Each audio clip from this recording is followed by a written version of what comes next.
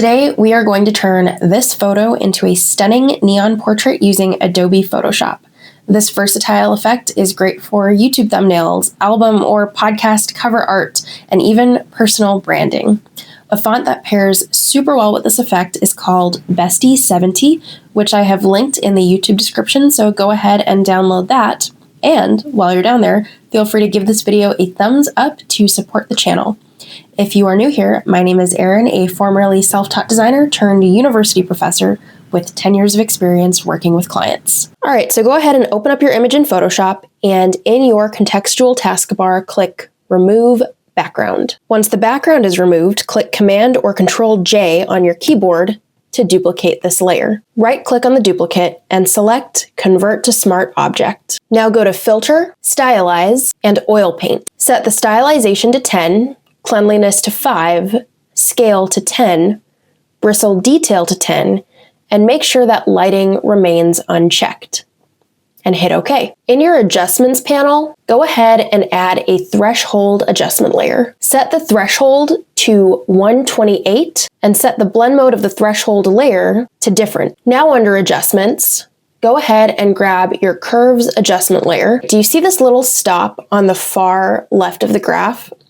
Go ahead and grab that stop and drag it to the right until the input number is at 14. Now on the line, plot 3 points. Select the first point that you plotted, set the input to 30 and the output to 206. Select the second point you plotted, set the input to 89 and the output to 94. Now select the third point you plotted, set the input to 209 and the output to 114. You're going to create a graph that looks something like this, and that is going to be the start of this glowing effect on your portrait. Now under Adjustments, select the Gradient Map adjustment. Double-click on your gradient. When your gradient editor appears, make sure the far left stop is set to black and the far right stop is set to white. Add a new stop about right here. Double-click so your color picker comes up, and assign it the color 350676. Hit OK, and under Location, set the location to 16. Add another stop and double-click it. Assign it the color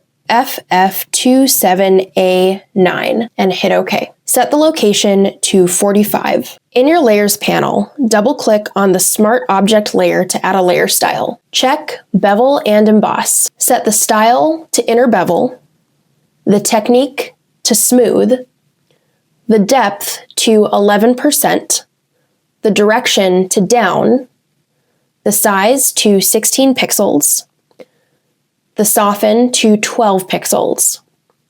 Set the angle to 62 degrees, uncheck global light, set the altitude to 5 degrees, set the gloss contour to the first option, uncheck anti-aliased, set the highlight mode to linear dodge add with an opacity of 100% and the shadow mode to multiply with the opacity set to 100%. And hit OK. At the bottom of your Layers panel, click on your adjustment layer icon and select Solid Color. We're going to add a black background to see how the edges look. All right, so at this point we are almost done, but if you look closely, there are all these pixelated white lines around the image that we don't want. So let's get rid of those.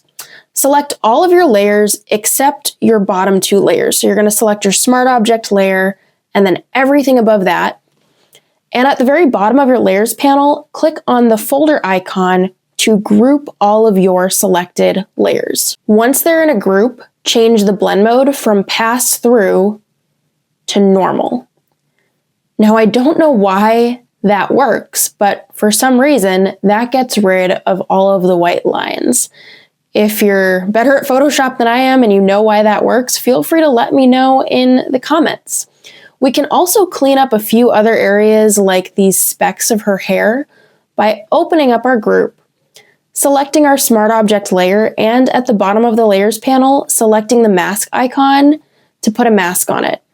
And with the mask selected, grab your brush tool, set the foreground color to black, and mask out any unwanted parts of the image, like so. All right, so now I'm going to show you how I would bring this image into a new file to make some cover art. An effect like this could be used for YouTube thumbnails, album cover art, or personal branding. If you enjoy creating stylistic portraits like this in Photoshop, you may also enjoy my pop art image effect tutorial on the screen. So go ahead and check this out after you finish this tutorial. All right, let's go ahead and create a new document, and let's make it 1,000 pixels by 1,000 pixels. A perfect square, just like a Spotify image cover. And I'll name this Neon Portrait. Hit create, and now go back to our portrait tab. Just select the group and hit Command or Control C on your keyboard. Go back to your new file and go ahead and click Command V to paste your image. With the group selected, go ahead and hit Command or Control T on your keyboard to bring up this bounding box, and that will allow you to scale your image up and position it how you would like it on screen. Hit the check mark, and let's select our background layer and unlock it. I'm going to find my gradient tool in the toolbar and click and drag to create a gradient. Once you do that, the gradient panel under properties will come up, and I'm going to change this color from this brighter pink to a much darker hue by dragging it down. Hit OK. And I would just encourage you to experiment with the styles here. I'm setting mine to radial. Now I'm going to grab my type tool and click and drag to create a text box. I've got my typeface set to Bestie 70, and I'm going to set my color to white.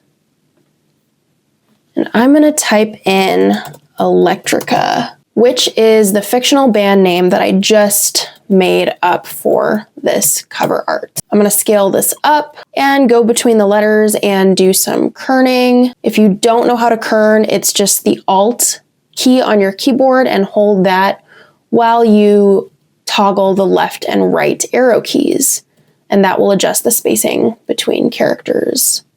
This is a weird font to kern. All right, and I'm going to drag this beneath our group so it sits behind our subject. And from here, I would just encourage you to keep playing around with this effect, explore different images this effect would work well on, different typefaces that might pair well with it, and just try to make something that you love. And hey, I would love to see your work, so when you are done, head over to my YouTube community page to show me what you've made. The link to my page will be in the pinned comment. Thank you for watching, and I will see you next week.